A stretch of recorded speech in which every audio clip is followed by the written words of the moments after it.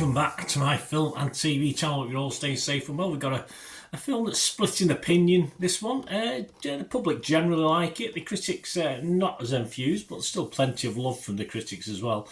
We're looking at a horror comedy, fantasy horror comedy called Death of a Unicorn. 107 minutes, a 15 certificate.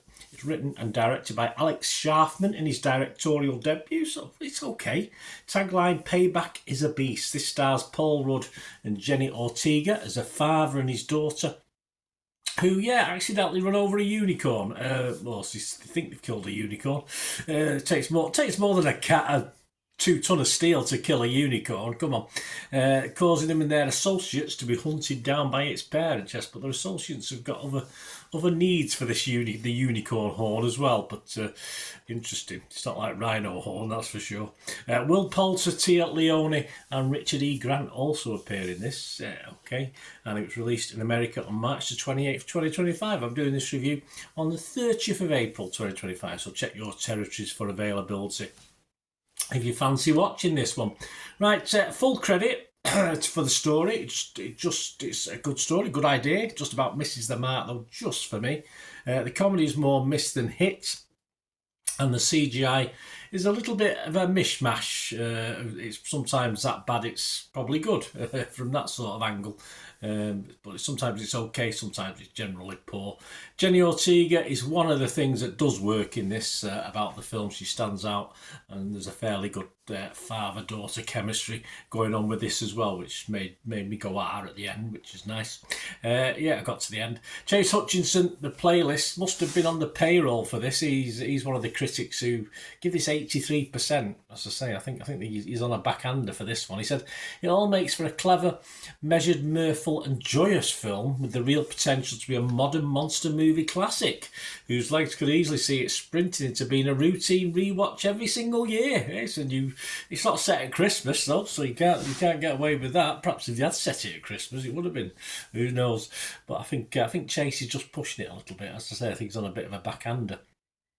Brian Tellerico from RogerEbbett.com, he had an interesting observation, but he liked it as well. He gave it 75%, and this is what he said. He said, writer-director Sharfman's script is clever, but this truly feels like the kind of project that collapses with the wrong people in it. Every member of this film's ensemble understood the assignment, elevating this unique creature feature from just another disposable Jurassic Park, I don't mind disposable Jurassic Parks, into something memorable. Through their comic timing and group chemistry. Yeah, I'm not too sure the chemistry works all the time, and I think the comic timing was a little bit off for me. As I said, I didn't find it that funny really. But the film, yes, is interesting. It's a worthy attempt for me, despite negatives that I've got on it. It's a smidgen too long, or a lot too long, depending which way you look at it. I mean, for me, this is a 30-minute story in a horror fantasy comedy anthology film. You know, if you get three stories in a film for an hour and a half, this will do as one of them. Or, Black Mirror or something like that. Is it Black Mirror? Dark Mirror? I can't remember what it's called now. That sort of thing. But not for an hour and 47 minutes. No. Peter de Brugge from Variety sort of echoed some of my thoughts. Although he was kind with his score, he gave it 60. He said, as first features go, Death of a Unicorn is considerably more ambitious and imaginative than so much of what studios greenlight these days, which goes a fair distance to excuse some of its flaws. Yeah, I think as a B movie, this may attain cult status. For me, it's a one watch only.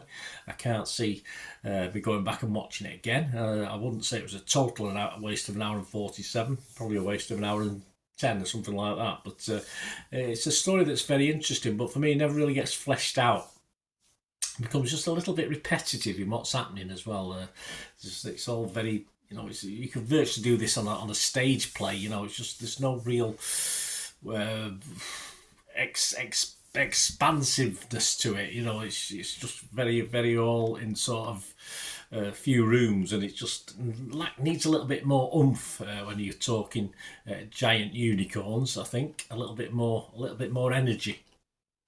John Nugent from Empire, I'll leave the last word for him on the critics. He only gave it 40. He said, this is a sadly unsuccessful as both an eat the rich satire and a Lockie B movie, not even Paul Rudd and General Ortega can rescue Death of a Unicorn from expiring on arrival. I think they probably did, actually. They did rescue it for me. And I thought I feel slightly better than John Nugent feels. But I understand it. But as I say, John's generally in not a small minority, he's in quite a large minority, but he's in the minority. Have a look at some of the scores. Rotten Tomatoes critics, 54% positivity, 108 fresh, but 93 rotten. So more liked it than didn't. Metacritic, just 51% positivity.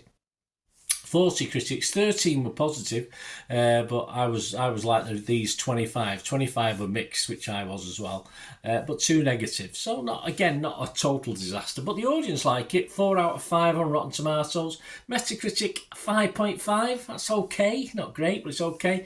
And Internet Movie Database just under 10,000 scores and reviews as I'm recording this, and it's getting a very healthy 6.2 out of 10. So I can imagine this finishing its stint on Internet Movie Database from now to eternity, however long it lasts, around about the 6 mark anyway, but it's getting 6.2 at the moment. My scores, I was fresh on Rotten Tomatoes, just I would say 52-48 fresh I would go, so I've gone fresh. I have been mixed, as I said, on Metacritic, and I'm going to give this my minimum score. I was almost going to give it a 5.5. I'm not going to give it a 6, I can't recommend this. I'd almost give it a 5.5, but yeah, I did sort of get distracted while I was watching this and find myself on the phone and doing other things as well. So I've given it my minimum score, which is not a total disaster. I'll give it a 5 out of 10. I think it could have been better. So there you go, guys. Let me know your thoughts and feelings on this. It'd be great to have your comments. Hope you enjoyed this. As I say, it's the style I do things. I like to give other people's opinions and my critique of their opinion. Some people, I've had, I think, one person over the last couple of years say they don't like the way I do things. I give other people's opinions, but that's what I do as well. So that's just my style. So if you enjoy it and you like what I try and do on the channel, guys, much appreciated. And you want to try help support the channel going forward, that's always very welcome as well. And to find out how to do that, just keep watching and listening. Help me out, guys, if you watch the ads. If the ads on this YouTube ads, that helps in a very little way, but it all helps. It all, watch the pennies and pounds look after themselves, they say, don't they? Or the pennies or the 10p's look after themselves. But if you watch the ads or follow the links on the ads as well, that's always a nice way to support the channel. If you sort of hang on for it, I've done that. I watched other people's and followed the ads, just something I fancied, which does happen from time to time. Of course, you can support me by pushing that subscribe button as mentioned earlier, and that's of course pressing the button so you know when these vlogs are coming out. And of course, I'm always interested in your opinions, and of course, if you can give us a like, that'd be wonderful as well. So thanks for watching, guys. Hopefully I'll join you very, very soon with something else. Until we meet again, I'll never ask one thing, don't I? Please stay safe, everyone. Bye for now.